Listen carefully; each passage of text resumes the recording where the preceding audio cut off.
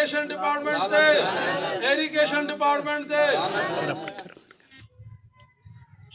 जी नाज़रीन, अहम इंकशाफ थियो आहे। अहम ख़बर अवां सां शेयर करे रहिया आहियूं। शकारपुर ڀرسان सिंध ऐं बलूचिस्तान जी लखें एकड़ ज़मीन आबाद कंदड़ खीरथर क़ैनाल जे रेगुलेटरनि जी मरमत में नाक़िस मटीरियल इस्तेमाल करे वॾे पैमाने ते करप्शन कई वई आहे।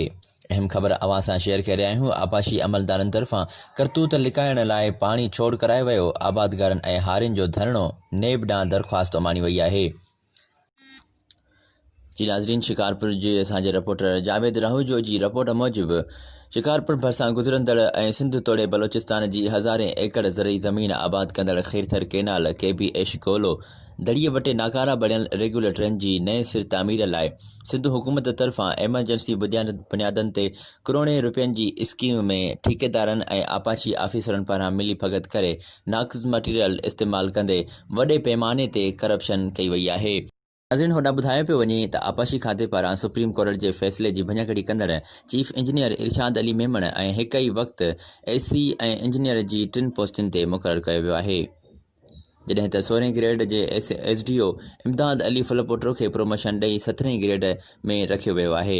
ॿिए तरफ़ खीरथर क़ैनाल जे रेगुलेटरनि जी मरमत लाइ आयल करोड़े रुपयनि मथां लॻल धारे ख़िलाफ़ आबादगारनि ऐं हारियुनि मीर अरसलाह ख़ान सीलरो, ज़ुल्फ़कार ख़ान सीलरो, यासीन जमाली, नफ़ीस शर, नज़ीर शेख, कुर्बान अली ऐं ॿियनि एहतजाजी मुज़ाहिरो रिकॉर्ड करायो आहे।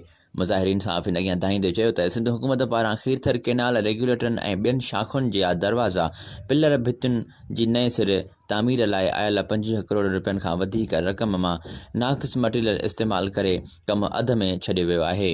हिननि चयो त करोड़े रुपयनि जी करप्शन बाबति असां वटि सबूत मौजूदु आहिनि, जेकी अदालत सगोरी ऐं नेब में पेश कंदासीं।